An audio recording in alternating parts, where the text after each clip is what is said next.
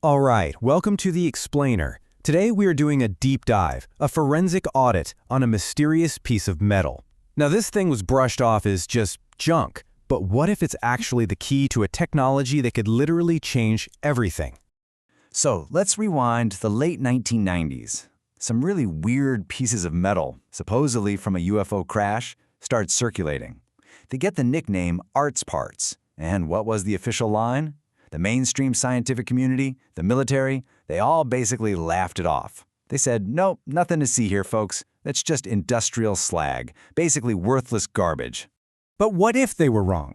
What if that slag wasn't just trash, but a schematic? A blueprint?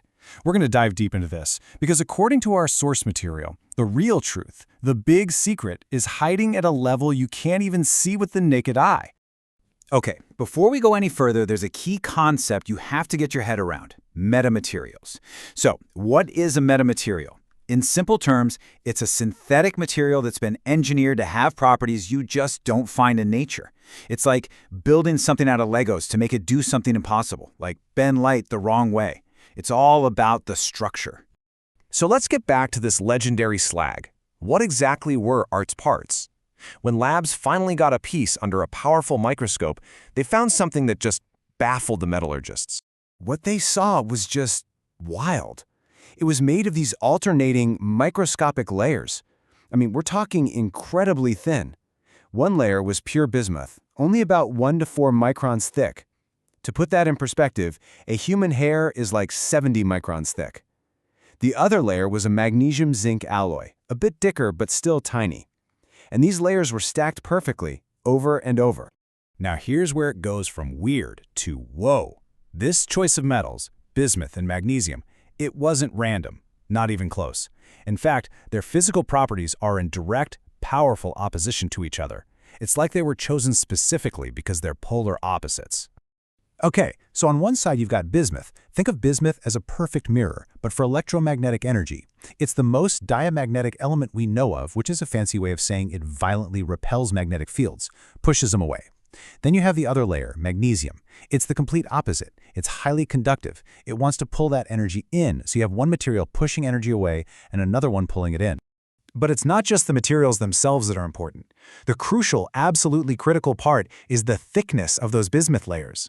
That 1 to 4 micron measurement, that's not just a tiny number, it's incredibly specific. It's like a tuning fork designed to resonate at a very particular frequency. And what frequency is that? Well, it turns out that 1 to 4 micron wavelength corresponds exactly to the terahertz frequency band. Now that's the slice of the electromagnetic spectrum that sits right between microwaves and infrared light. So this whole structure, this whole material, seems to be precision engineered to manipulate terahertz waves. Okay, so let's put it all together. What happens when you sandwich a perfect mirror next to a perfect conductor, and then you tune the whole thing to a specific energy frequency? You build a trap, an energy trap. According to the source material, this precise layering creates what's known as a quantum electromagnetic trap. Think of it like a one-way mirror, but for energy. The energy can get in, but it has no way of getting out. It's literally trapped inside the material. So how would this trap actually work? Well, here's the proposed process. Step 1. You fire high-frequency microwaves into the hull of a craft made of this stuff. Step 2. That diamagnetic bismuth layer, our perfect mirror, reflects all that energy inward. It can't get out. Step 3. The energy gets trapped and starts bouncing around, resonating and amplifying inside the conductive magnesium layers. It just builds and builds and builds. And finally, step 4, this trapped, hyper-compressed energy gets so intense that it's theorized to polarize the vacuum around the craft. It creates a bubble in space-time. I know, this sounds like something straight out of Star Trek, right? Polarizing the vacuum. But this isn't just a theory on a whiteboard. Our source material connects this technology directly to one of the most famous, most credible UFO sightings in modern history. Remember the Tic-Tac UFO, the one encountered by decorated Navy pilot Commander David Fravor and the USS Nimitz carrier group back in 2004? Well, the claim is that the hull of that craft, its skin, was a seamless 3D printed monolith made of this exact bismuth-magnesium metamaterial. And if that's true, suddenly all those impossible things that Tic-Tac did start to make a twisted kind of sense. No wings or seams? Well, that's explained by a 3D printed structure. Those impossible accelerations? Stopping on a dime? That's what happens when a hull can reduce its own mass. The hull itself becomes the engine. It's not fighting physics. Its own skin is literally bending the rules of physics around it. Okay, so for decades, the official story was slag, just junk metal. Forget about it. But then, the US government itself left a paper trail that doesn't just contradict their old story, it completely blows it out of the water. Let's just walk through this timeline because it's pretty revealing. Late 1990s, the debris is found and publicly labeled industrial slag. It's junk. Fast forward to 2004. The Nimitz carrier group has its famous run-in with the Tic-Tac. Then, silence for years. Until October 17, 2019, all of a sudden, the US Army signs a formal contract to officially study the slag, after 20 years of calling it junk. And this wasn't some informal look-see. It was a formal cooperative research and development agreement, a CRADA, signed with the people who legally owned the arts parts debris. The objective? To analyze the exact same Bismuth-Magnesium-Zinc samples that had been publicly dismissed for 2 decades.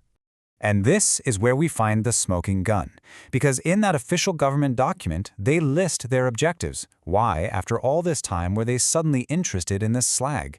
Well, the reasons they gave are just, wow, take a look. Active camouflage. Okay. Beamed energy propulsion.